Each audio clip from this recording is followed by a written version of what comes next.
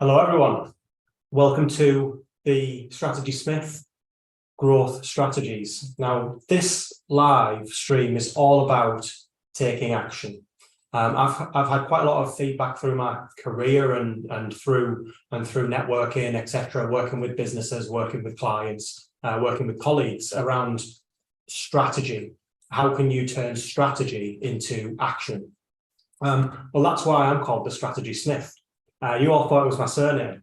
It's a happy coincidence. So a Smith takes something and is able to mold it and turn it into something beautiful and durable. And that's what I do with strategy. It's about taking action, taking something and molding it and being able to use it, add value, something that looks beautiful, something that can be that can add a lot of value and also lasts over time.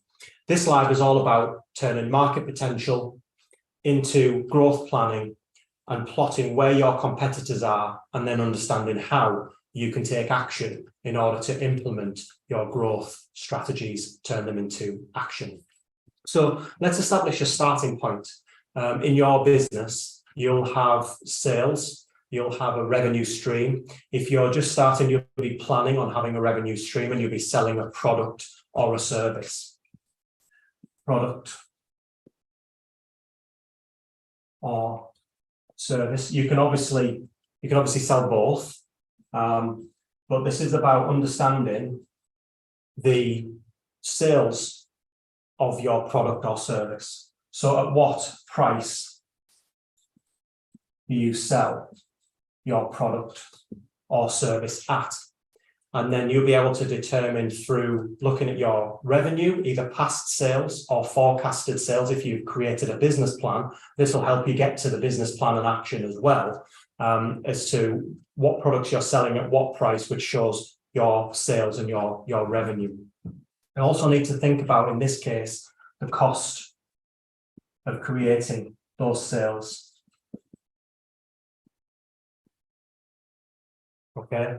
The reason for that is because then once you understand your revenue and your cost, you deduct that, which gives you your gross profit. So we call this profit. Okay. And then from profit, you'll be able to see by product or service which have the most sales and which are creating you the most profit. Now, there may be a price point where you're able to sell a product or service at a higher price for the same amount of cost as other products, which gives you a higher margin on your product or service. Also, you'll be able to establish profit pools as well within different industry sectors or within different client clusters, which we'll come on to in a second. This will tell you your profit pools.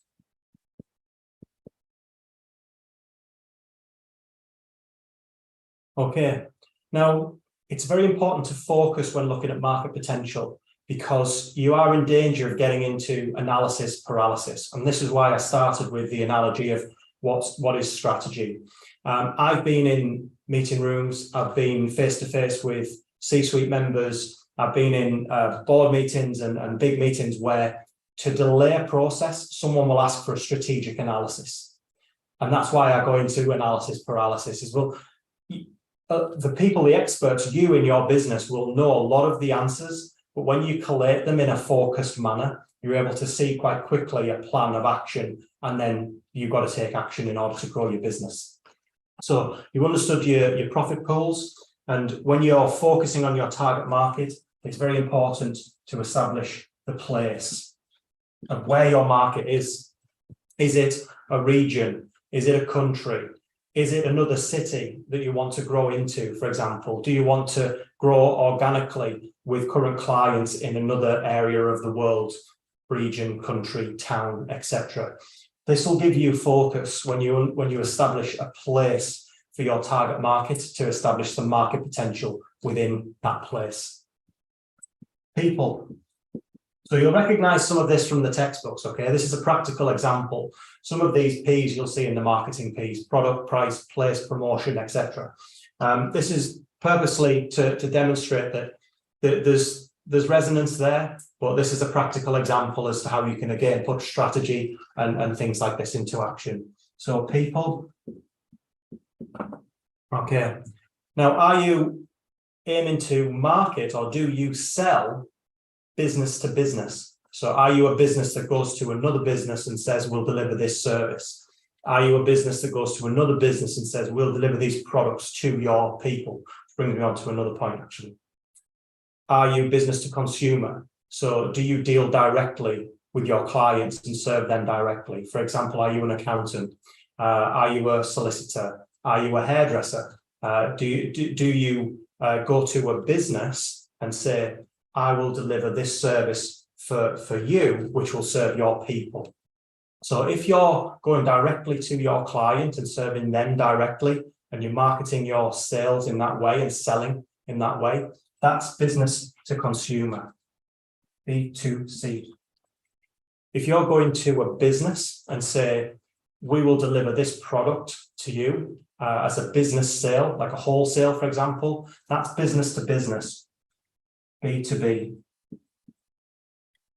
Service delivery, for example, you'll go to a business and you might submit a bid to provide a service. You might be a builder, you might be a construction firm, you might be a facilities management company, you might conversely be a legal firm that provides corporate advice, and your sales channel is through to businesses and not necessarily through to people themselves as your direct clientele.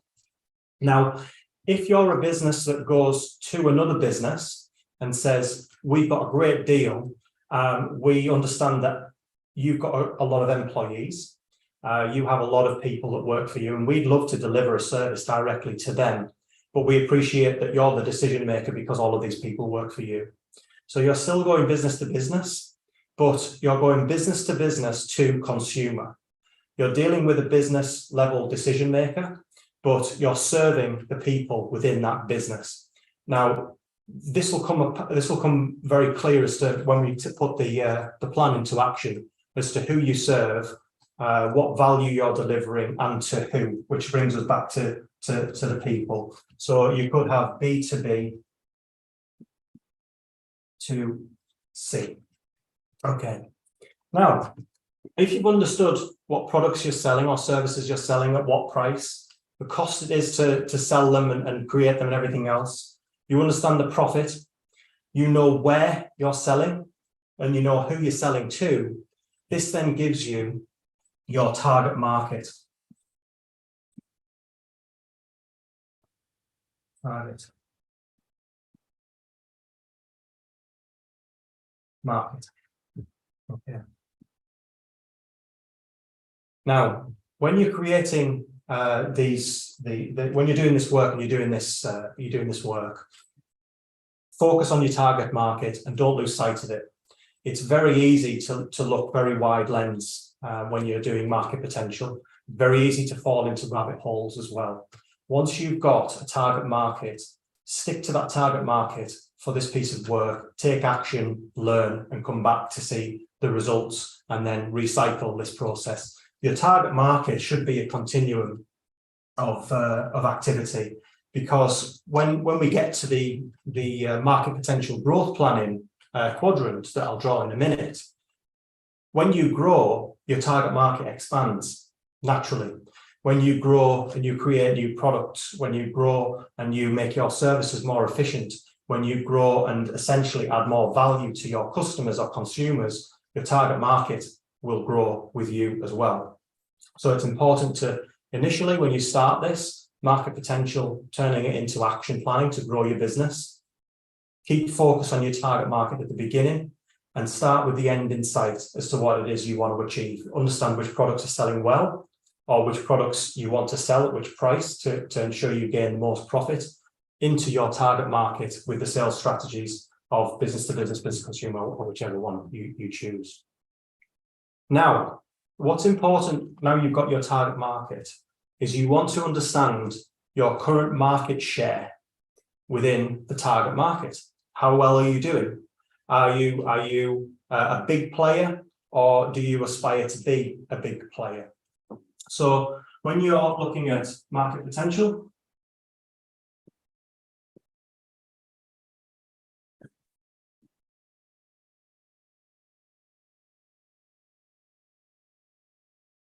You want to be in your market and know who is around you. So we'll come on to competitors in a few minutes. But also you want to know the piece of the pie that you're taking in. So your current market share, we'll call it MS, M share. Okay. That looks at your current revenue of your product or service and also take into account your current profit as well. So this is revenue, your current sales that you're selling in to your target market of the product or service.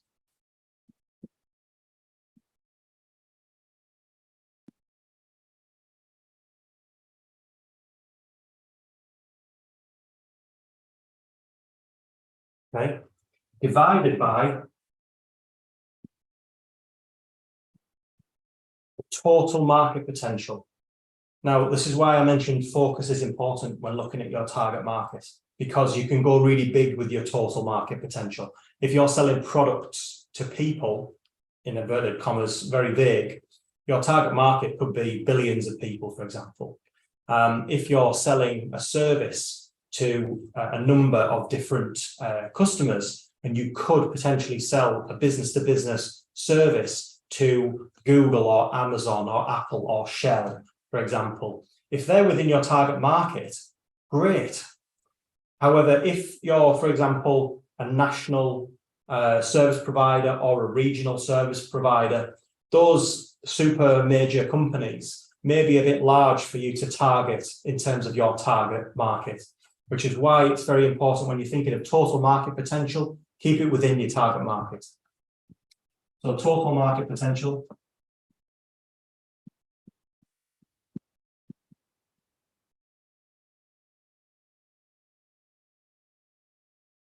Okay.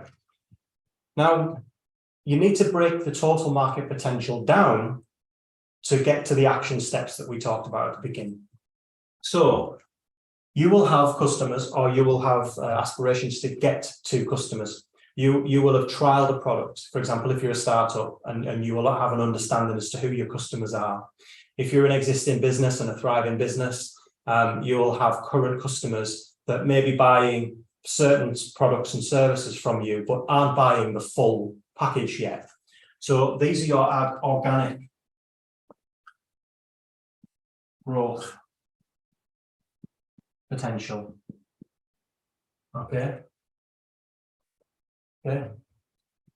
They're your current clients that you can cross and upsell products and services to. So these are your clients that you're seeing all the time. You're able to increase customer value when you understand your revenue and sales and profit, so you know exactly which products and services to push in what way, and which customer value drivers that you want to push them with. Then you add this to your warm clients potential. Warm clients, they're the people who are within. If you're a big business, you might have a CRM, you might be using applications like Salesforce, for example, and you'll have a pipeline of warm clients. If you're a product business, you'll have a database, or you'll have a regular flow of clientele that you're able to sell products to, or have an understanding as to who's regularly buying products from you. And if you haven't got that, I would advise that you put something in place to understand which products and services are selling and to who. If, for example, you're a service provider that bids for work, then you'll have a pipeline and an understanding as to which of your warm leads are coming up for tender for you to bid. These are your warm clients, and you should add them to your organic growth potential clients as well. Then, again, focus on the target market. You've got cold leads, cold clients potential. Focus again on the target market in mind, because again, you can go very wide. Cold clients are potential customers that you don't have a lot of contact with, or you haven't had any contact with. So you know that there's go back to the service provider analogy, you know that there's a big client that you haven't had a lot of contact with, you've got no relationship with, but you need to generate that client, move them into the warm client list in order for you to grow your business and win that business with your cold client.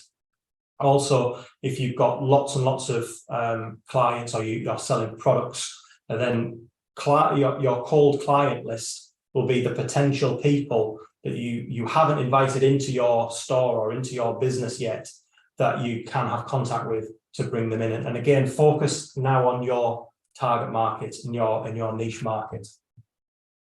Those added together is your market potential. And then when you look at your current revenue of your product, service, or business, you'll see how much market share as a percentage you have of your organic growth, of your warm clients, and of your cold clients as well. Now, it's important that you're able to see this illustrated, which is why I came up with the market potential growth planning quadrant. It basically plots your current position.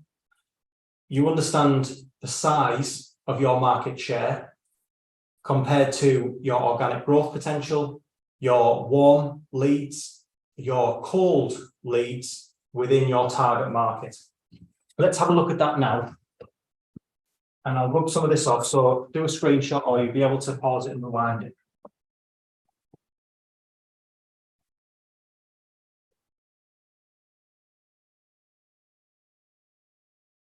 All right. So you've got your starting point.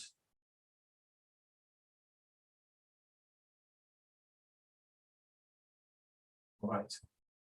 Your starting point, these are your number of customers.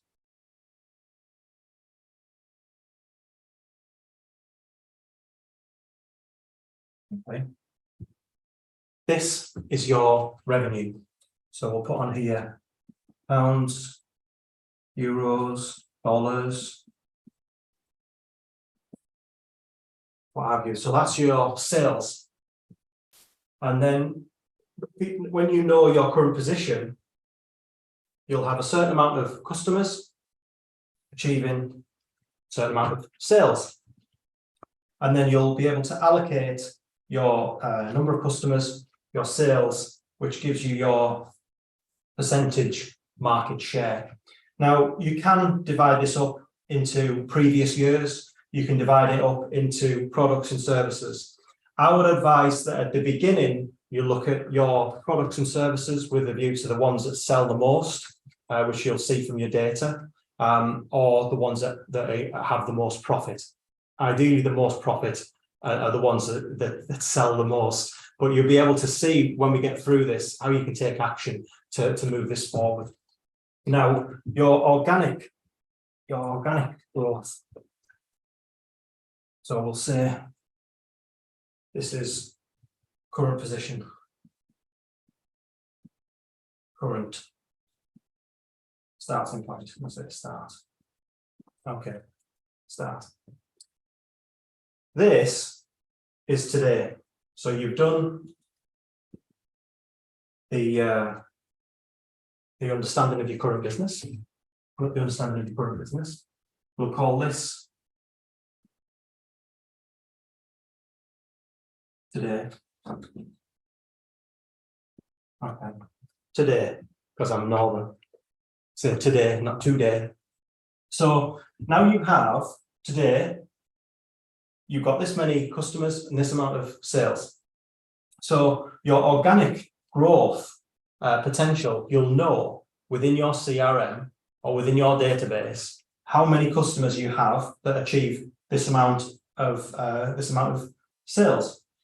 So same amount of customers could have a potential in your business to get you from this amount of revenue to this amount of revenue. Okay, so these are your organic growth potential. Okay, and if you've plotted your margins as well,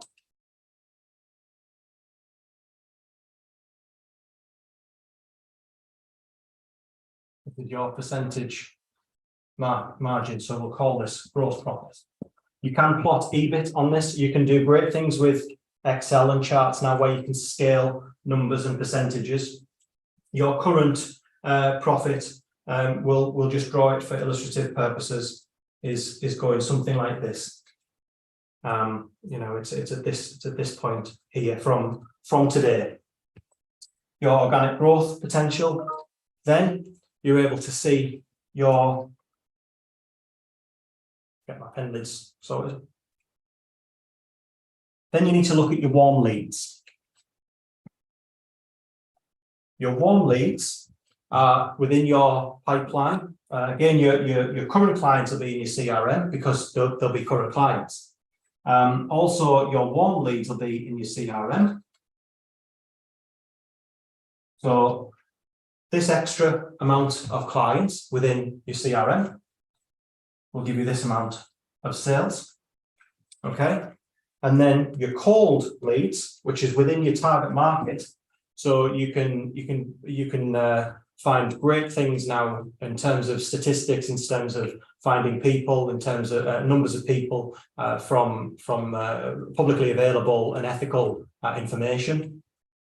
Stick to within your target market in terms of place and the products and services that you're selling. So your total market potential may look something like that. So these are your warm leads.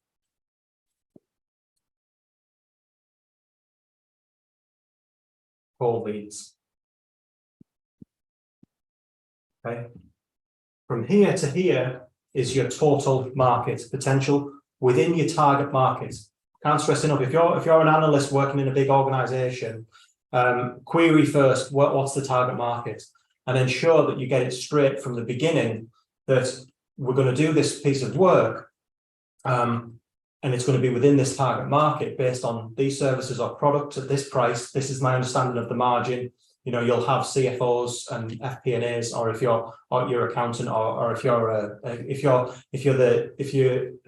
an entrepreneur, you'll be able to understand this yourself or with support from people like myself. Organic growth, warm, cold. Now, time to take action. You understand your market share currently. You understand the amount of profit that you're making and the current amount of customers you've got to achieve this amount of sales. So where do you want to be? Where do you want to be in 3 to 5 years?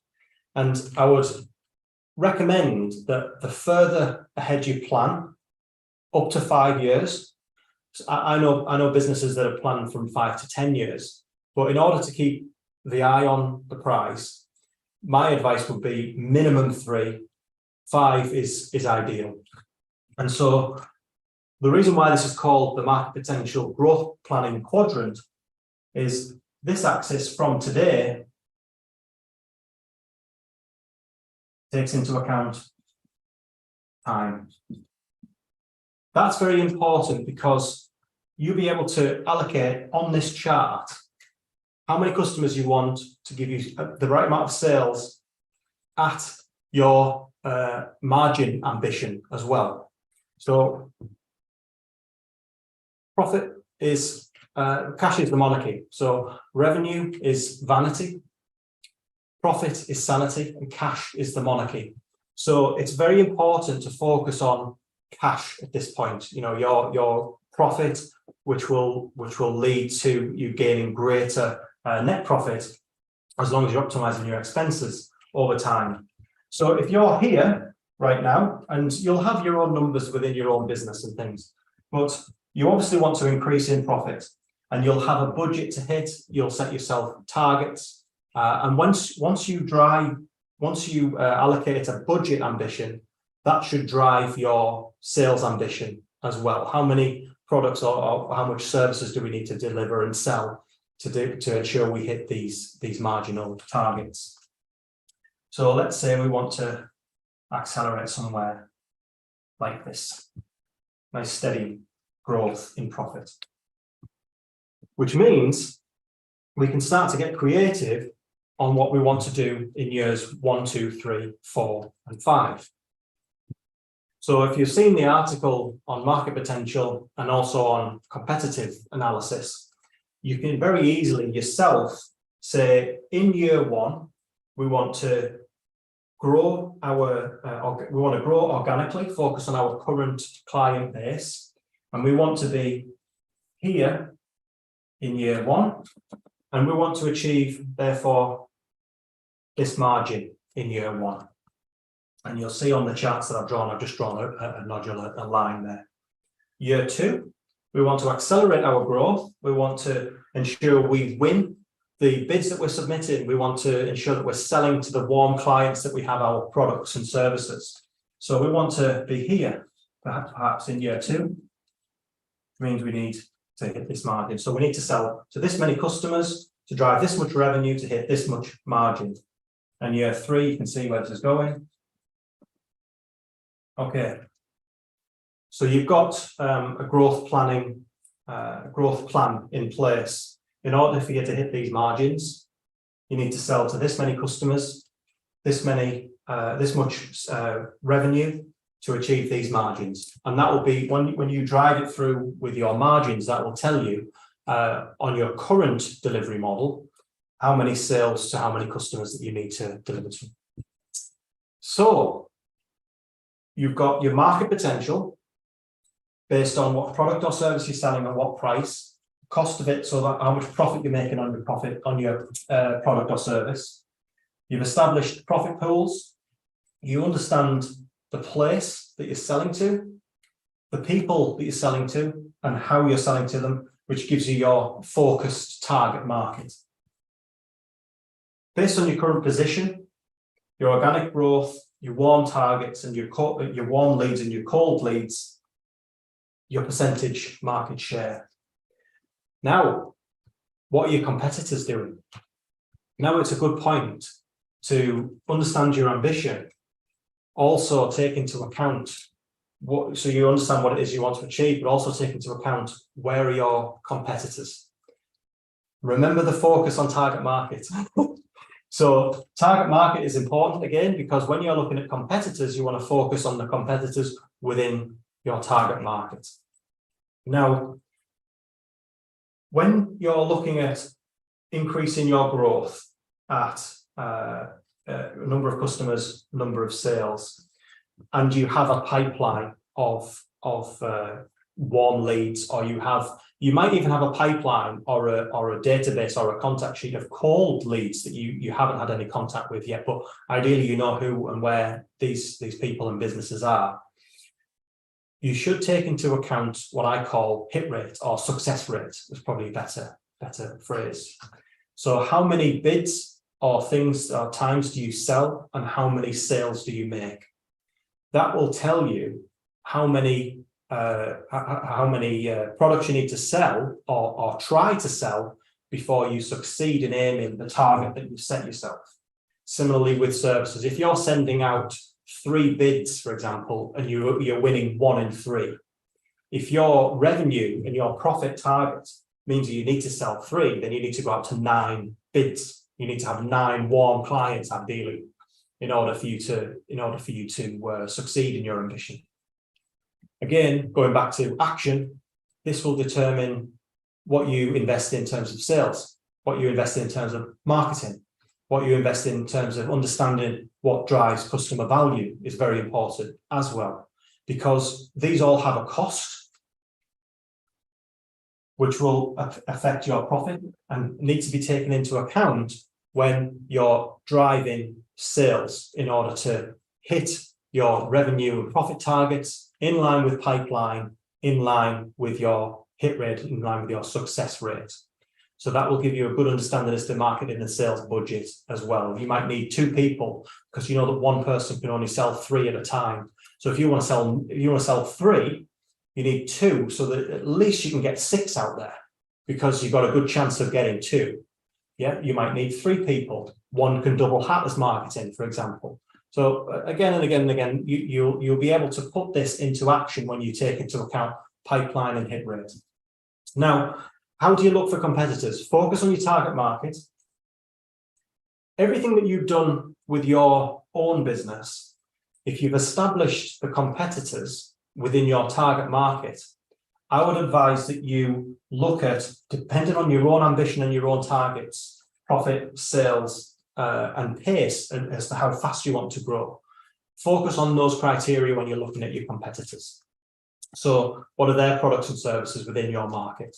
What are their price points? Are they a higher profit than you? You might not know specifically how many customers they have, but if their revenue is higher than yours, but their margin is lower, then you know that you're winning in some way because you're more efficient if you're selling the same product or service. If you've got a competitor within your market, within your target market, that sells products to your current customers, but they are different products to your own, then you need to understand why your clients are buying these products from the customer and not buying from yourself. And I'll come on to the punchline of all of this at the end of the session. We'll get through this last bit quite quickly because competitors is the whole new live in itself. But essentially, if you look at focus down on competitors within your target market, ask what product or service they're selling at what price. Don't ask them. You obviously need to look it up yourself. What is their profit that they're currently making? Are they in your target market? Are they selling in the same place as you? What are their strategies? Do they sell business to business? Do they sell business to consumer? I've personally seen our competitors in a business I was in overtake us in profit. They were delivering the same service, the same outcome, but they were going with a different sales strategy. They were going a level down into more business to consumer sales criteria and sales push. And we were sticking to business, whereas business to business, in some cases, they've got much more clout, much more negotiation power because the size of the prize is bigger. But if you're able to target and niche down into a lower category and sell things at a higher margin, sometimes the price points are much better there. So think about how your competitors are targeting the market as well. Again, focus, don't fall into rabbit holes. You may have a number of competitors, but focus on the main competitors within your target market. If, for example, you have access to data like I do, where I can look at a number of businesses at the same time, you can quickly look at the top 5. I would say top 5 competitors within your target market.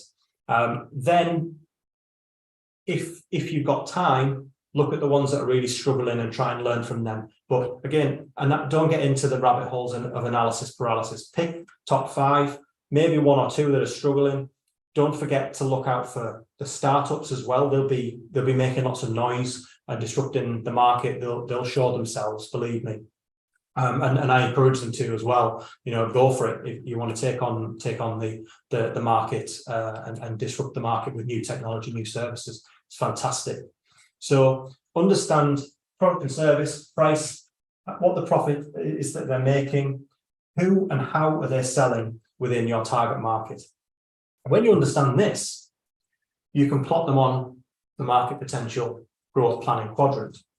Again, you might not know how many customers these guys have, but you can see how far ahead or behind they are of you in the race for your ambition. So you've got perhaps a startup, and remember, we don't know how many customers the startup has. So in terms of sales and profit, they're here. Okay, so they're lower in profit. They have don't forget, this is today, and this is today. So if you look at, let's draw that actually, current position. There, that's your current position. So we'll say current position in terms of revenue. Okay. Competitor. Call them competitor A. Startup. So they're a little bit behind. They haven't got as much revenue or profit as you, but there might be someone that you want to look at, keep an eye on, because they might be growing fast, for example. Now, you could have a direct competitor. Okay, we'll call this competitor B. They have more sales and higher profit. How? Why? What are they selling? You know, who is buying from them? Are any of your current customers buying from them? Are any of your warm leads buying from them?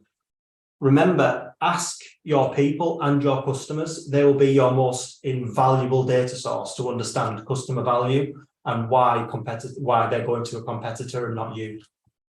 So what this is telling you is, although you don't know how many customers competitor B has, you know that they're a year ahead of you in your ambition. You know how many customers you need to close, and you want to think about efficiencies as well. If you want to sell to this many customers to achieve this amount of revenue and achieve this margin. So they're highly profitable. Are they leveraging technology, for example? You know, are they outsourcing certain activities that allow them to keep a similar price as you, but ensure that they're hitting optimum service, optimum customer value, very efficient cost and expenses, so they've got very high margins. These are the ones that you need to look for and take action. And we'll come on to the action in the punchline in a second. You've got another competitor C. Higher revenue, but lower margins. So again, main competitor will have a lot of clients, but maybe not selling in the right way, maybe selling lower value services and lots of them, lower value products and lots of them. They may be going business to business, as the analogy before, and you're sticking with a good decision-making criteria within your target market. But again, top 4 or 5 competitors and learn from them. Then you've got your best in class. Competitor D. You want to be competitor D. You want to beat them. You want to, in 3 years' time, we're going to nail competitor D. You know, don't care what it is, what it takes. We're going to get there. These are the guys that you want to aspire to be. For example, they're 3 years ahead of you. They've got more sales and their margin is higher. They're way outside the cold market revenue potential. So what is it that they're doing differently? Is it their marketing strategy? Is it the customer value that they're delivering into their customer base? Are they outside of your target market also?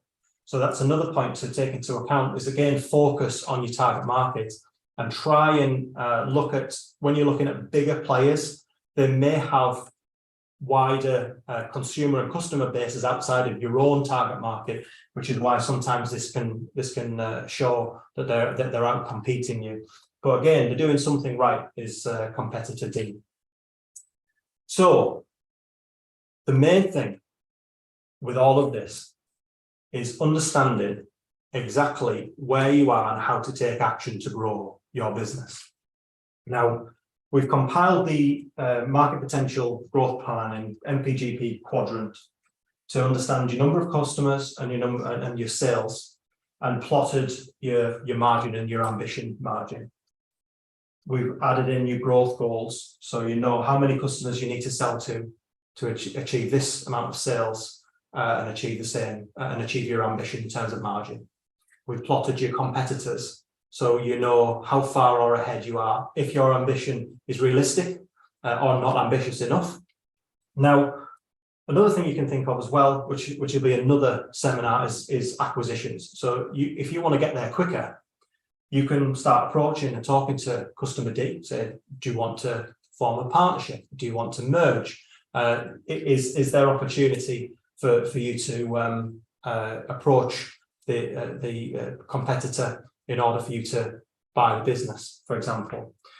That'll save you 2 years at least. It might take you a year to get from now to buying, closing the target, but it'll save you 2 years to get to this revenue and profit ambition. So there's those things you can think about as well. Again, decisions and actions. Practical example. Now, let's talk about action just for the last 5 minutes.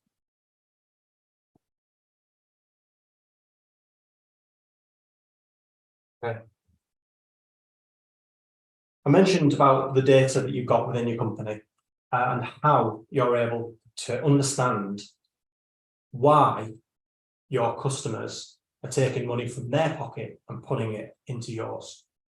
There are two key data sources to look at when you've done your growth planning, you've done your market potential growth planning, you understand your ambition, you understand where your competitors are. The two key groups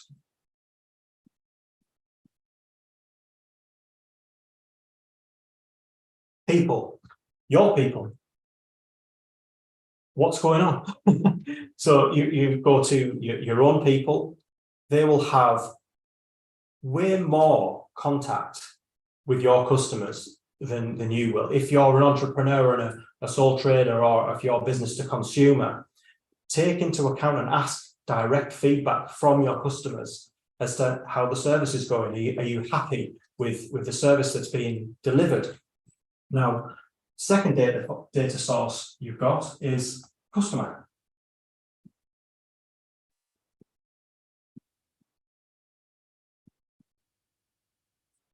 Now, irrespective of whether you deliver a product or service, you're B2B, B2C, B2B2C, etc., your main aim, if you're the person or your people are serving customers or consumers, their main aim is to deliver an outcome.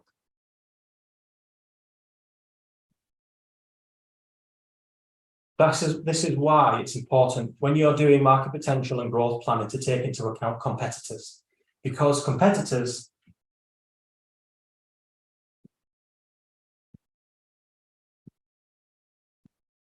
they can also deliver the same outcome to your customers.